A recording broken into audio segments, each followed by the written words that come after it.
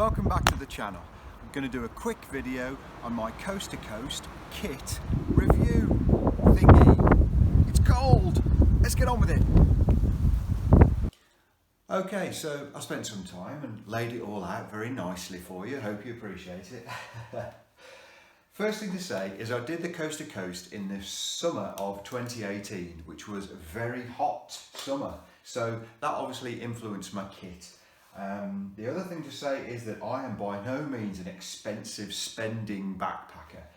And the third thing is I was trying to go lightweight. So that doesn't mean ultra lightweight, it just means cutting down on what I was carrying and losing weight myself.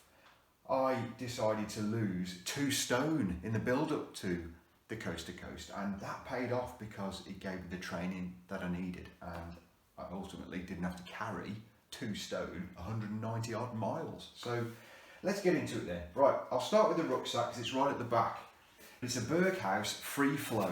It's quite an old model now, it's probably about 6 years old, and this is the Freeflow 30 plus 6 litres.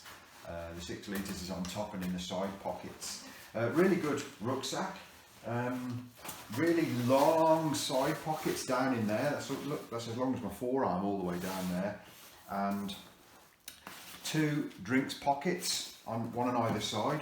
Not very big actually, the drinks pockets. So if you've got a big bottle, I found that it kept falling out, but shorter bottles were okay. The best bit about this rucksack was the free flow section. And this bit here, I don't know if you can see that, keeps the rucksack away from your back and really keeps your back from sweating. Works fantastically well, and it was so comfortable, including the waistband, that I had no troubles at all with the rucksack.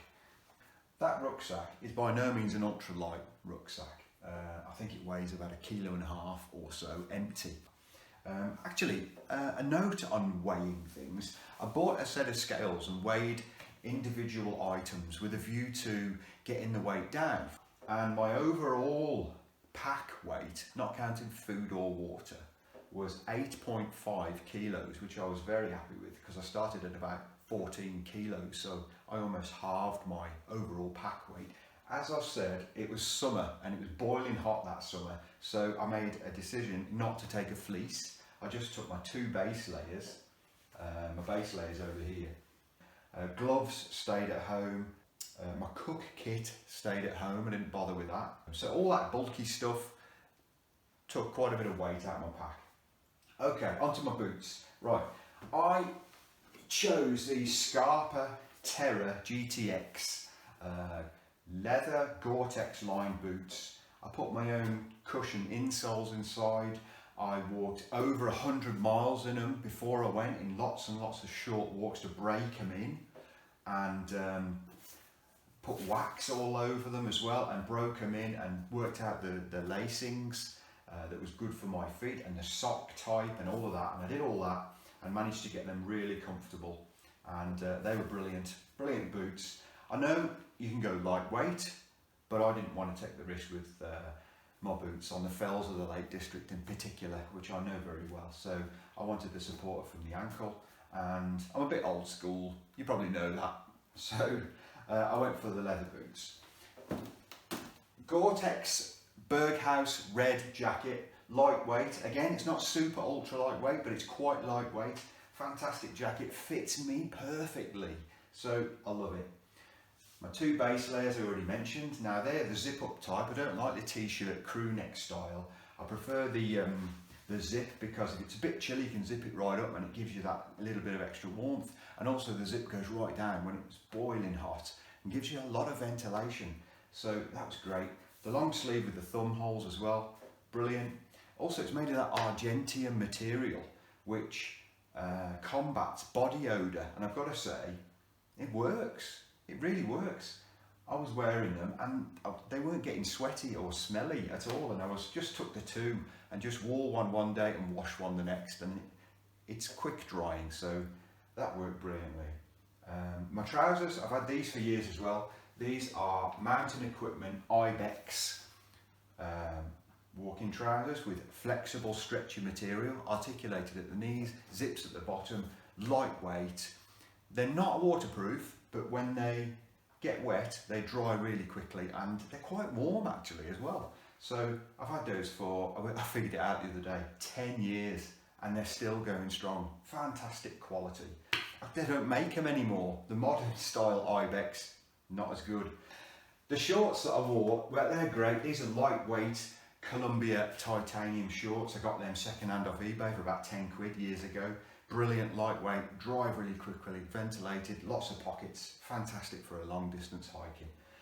Okay, that's the main clothing. Suffice to say, sleeping gear. I just took, oh by the way, I'm not going to show you that I took 3 pairs of pants and 3 pairs of socks because nobody wants to see them. Buff for sleeping, and also I wore a lightweight, stretchy cotton t-shirt for sleeping as well. That's all I needed. And these are my Pack Light Gore-Tex Berghaus waterproof trousers, which I think I wore once for about an hour, and that was it on the entire walk. So always good to pack those, but those were not really necessary, but I took them anyway. My old cricket hat. Now this, you've seen this on my videos, no doubt. Now this is a fantastic hat. I've had it since I played cricket way back in the day, and it's not like your standard heavy. Look how light it is. It's light as a feather, and it's sort of crinkly. It's got some kind of thin plastic material inside, which makes it just go, you can screw it up and then it just bounces back out, and therefore it also dries really quickly. It's so faded. Look, it used to be that colour and now it's that colour. You know what it's like when you've got a piece of kit you've had for donkey's years and you love it. I hope it never dies. It's on its way out like its owner. Same as the old North Face beanie. I've had that donkey's years as well. That's a bit threadbare, but it's the best hat I've ever bought in my entire life. Okay, that's the clothing. Be with you in a minute.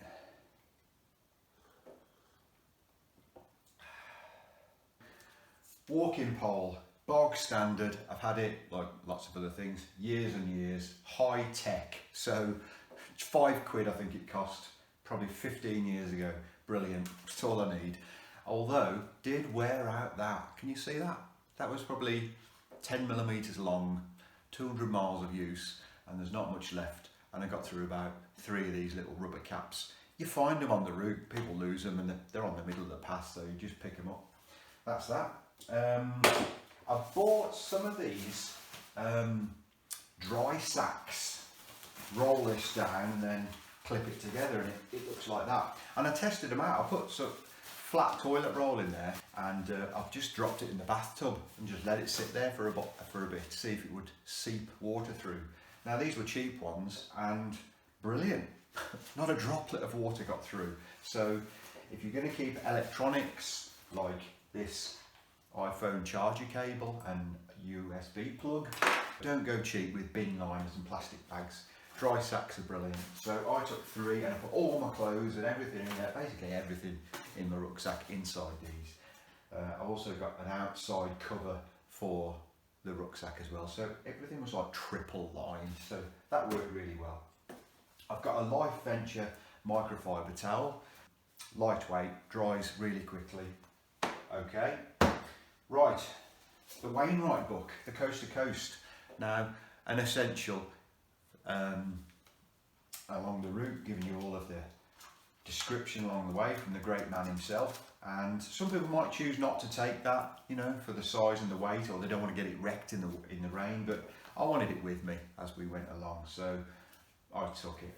I also bought this A to Z Coast to Coast, which links up the entire journey using the Ordnance Survey 2.5-inch map, and the route is actually shown by these yellow route markers, and that's excellent. You just flip the page over. It's also got mile markers. I don't know if you can see, but I've pointed out a few and wrote on there the mile markers. And this little flat thing folds over on both sides, so you can keep the page that you're on and just close it and keep opening it. So that was brilliant. And as you can see, it's a glossy, slightly water resistant cover, so a few droplets of rain aren't going to hurt it. That's the one water bottle that I took with me, only one. Again, I was trying to save weight by taking a water filter, this Sawyer squeeze, which is kept together with this rubber band, and it's got quite a lot of different components. This is the filter itself, very popular filter, Sawyer, and what you do is you fill up from a stream. You probably saw this, I've filmed it a couple of times on the route on day 1 and day 4, I think. You fill up this, then you screw this in the top, and then you put that into the bottle, and then you squeeze the bag. It's quite labour intensive, but it does work. And this is a back flushing cleaning syringe, so there's quite a lot of different parts. I didn't want to have water sitting in there, it can go bad. So I put it in this outer edge of the pack here. I wrapped it up with a rubber band, and I put it in this outer edge of the pack. Whoops. So that it got some air, but you could see by me just doing it here that it's quite clumsy, and there's a lot of individual components, and I was worried about losing something, so I didn't take this on the journey. But when I got back, I bought one of these cheap mesh zip bags off eBay, £2 or something, and you just put all that in there, zip it up, and the air still gets through to it. So by putting that on the outside, there's much less chance of losing anything. Now, I was ill. I think I've traced it back to drinking dirty water. Now, I went through the water filter, but it wasn't enough, and that's what led to it. So I'm carrying now these Oasis water purification tabs. So you can filter ½ litre or 1 litre of water, pop one of these tabs in, wait about half an hour, and then it's completely safe to drink. So those extra additions to my kit, the little Puri tabs and the bag itself, add very little extra weight and give me peace of mind. So that's what I carry now. Okay, the other stuff here, compass. I've got a little pen knife with a file and scissors on it, earplugs for sleeping at night. This is a lip balm, but I did have a little sunscreen tube, which is good for putting on your nose and the tops of your ears. And actually on the top of my hand as well, I found from using the walking pole that the top part of my hand was becoming quite sunburnt. So I can definitely recommend both a lip balm stick and the sun stick thing. I carried a notebook, very thin little notebook, and a pen and paper, and I wrote down in it a little account each evening of my thoughts and where I've been, and just to look back on.